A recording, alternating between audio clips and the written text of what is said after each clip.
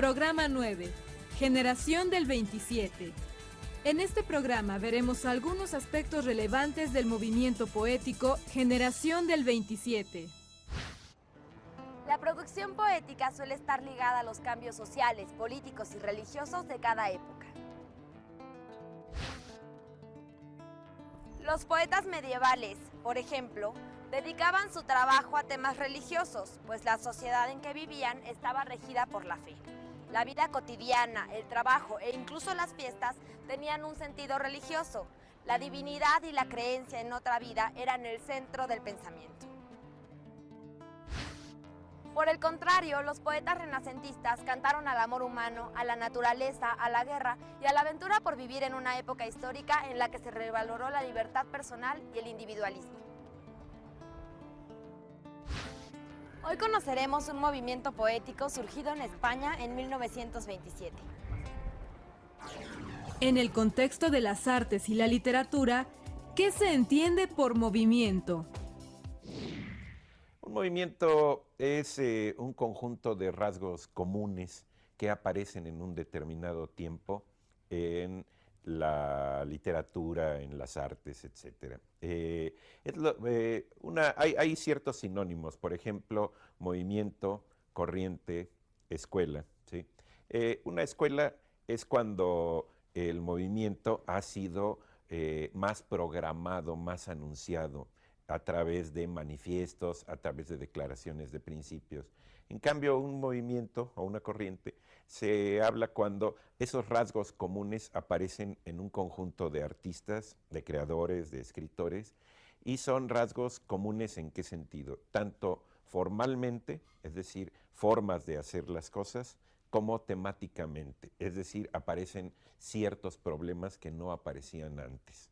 Entonces, está asociado un poco, la idea para entenderlo sería tal vez la idea de la moda. Nosotros estamos acostumbrados a la idea de la moda y podemos percibir cuando cambia una moda.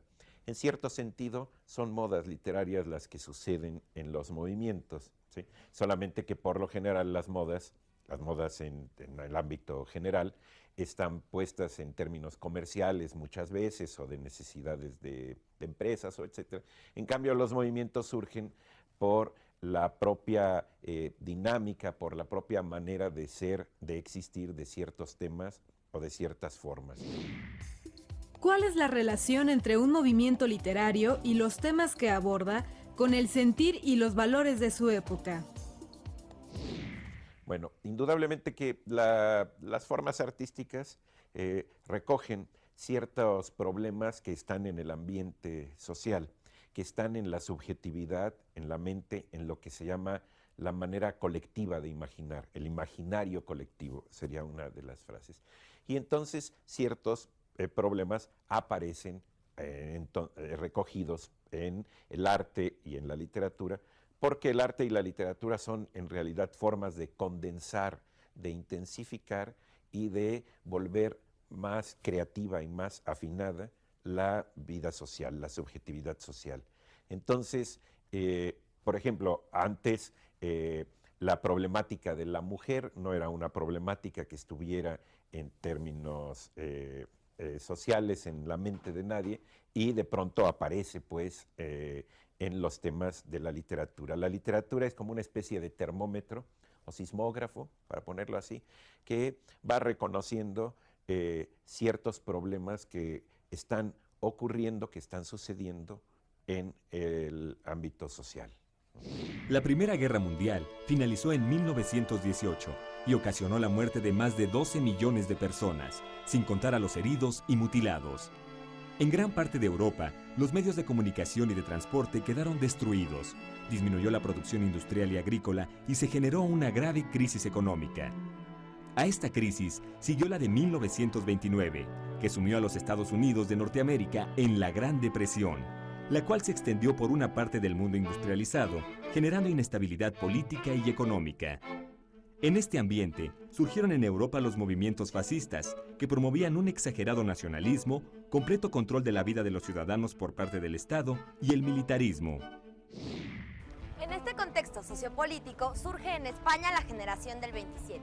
Los poetas de este movimiento escribieron sobre algunos acontecimientos sociales que impactaron la historia de su país. En la España de 1927, un grupo de escritores y poetas se reunieron para conmemorar los 300 años de la muerte del poeta barroco Luis de Góngora. Por eso, los conocemos como la generación del 27. Al igual que en el barroco, combinaron la poesía culta con la popular, agregando el verso libre, es decir, experimentaban con la cantidad de sílabas. A partir de 1931, España se convirtió en una república socialista. Algunos militares de ideología fascista se rebelaron contra el gobierno en 1936, dando inicio a una guerra civil que duró 3 años, cuando Francisco Franco derrotó a la República. Dándole voz al sentir de su patria, diversos representantes de la generación del 27 apoyaron a la República o denunciaron la muerte y exilio de miles de sus compatriotas. La cebolla es escarcha, cerrada y pobre, escarcha de tus días y de mis noches. Hambre y cebolla, hielo negro y escarcha, grande y redonda. En la cuna del hambre mi niño estaba, con sangre de cebolla se amamantaba, pero tu sangre, escarchada de azúcar, cebolla y hambre.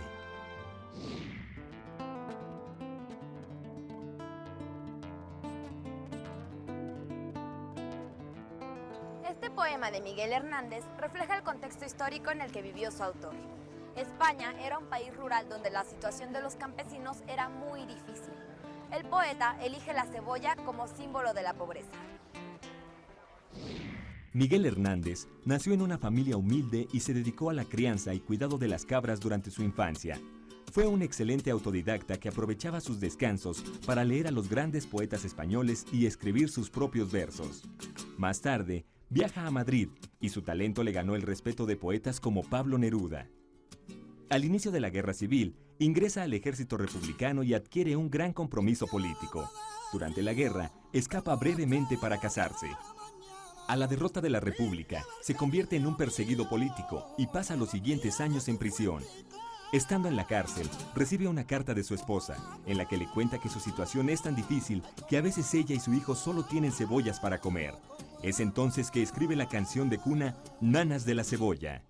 Tiempo después, Miguel Hernández se enferma de tuberculosis y muere en la cárcel a la edad de 31 años. Alondra de mi casa, ríete mucho. Es tu risa en tus ojos la luz del mundo. Ríete tanto que mi alma al oírte bata el espacio. Tu risa me hace libre, me pone alas. Soledades me quita, cárcel me arranca. Federico García Lorca fue otro gran poeta y autor teatral de la generación del 27. Como buen andaluz, era un profundo amante y conocedor de las culturas andaluza y gitana. Yo me subí a un pino verde por ver si la divisaba, por ver si la divisaba. Y solo divisé el polvo del coche que la llevaba, del coche que la llevaba. Sus poemas reflejan la visión de este grupo étnico cuya cultura popular ha marcado el sur de España. Los gitanos expresan sus alegrías y tragedias en versos sencillos y musicales que influyeron profundamente en la poesía de Lorca. García Lorca murió asesinado por ayudar a sus amigos antifascistas. La luna vino a la fragua con su polizón de nardos. El niño la mira. Mira, el niño la está mirando. En el aire conmovido mueve la luna sus brazos y enseña, lúbrica y pura, sus senos de duro estaño. Huye, luna, luna, luna. Si vinieran los gitanos, harían con tu corazón collares y anillos blancos. En el poema Perfección, Jorge Guillén exalta la alegría de vivir y la armonía con el entorno. Queda curvo el firmamento, compacto azul sobre el día. Es el redondamiento del esplendor mediodía. Todo es cúpula, reposa, central sin querer la rosa, a un sol en cenit sujeta. Y tanto se da el presente, que el pie caminante siente la integridad del planeta. Es un momento caracterizado por su diversidad. Guillén es un ejemplo de cómo la poesía incorpora elaboradas imágenes y reflexiones. León Felipe nace en una familia acomodada. Estudia farmacéutica, pero abandona el ejercicio de dicha profesión para llevar una vida bohemia viajando por España, África e incluso México. Al inicio de la Guerra Civil, se rebela contra el gobierno franquista, se ve obligado a huir y volvió a México como refugiado. Yo no sé muchas cosas, es verdad. Digo tan solo lo que he visto. Y he visto que la cuna del hombre la mecen con cuentos, que los gritos de angustia del hombre los ahogan con cuentos. La experiencia de la guerra marca las reflexiones de León Felipe, quien busca expresar su desacuerdo con las contradicciones humanas, la hipocresía y el engaño. Para hacerlo, elige un lenguaje sencillo e íntimo. Que el llanto del hombre lo taponan con cuentos, que los huesos del hombre los entierran con cuentos, y que el miedo del hombre ha inventado todos los cuentos. Yo no sé muchas cosas, es verdad, pero me han dormido con todos los cuentos, y sé todos los cuentos.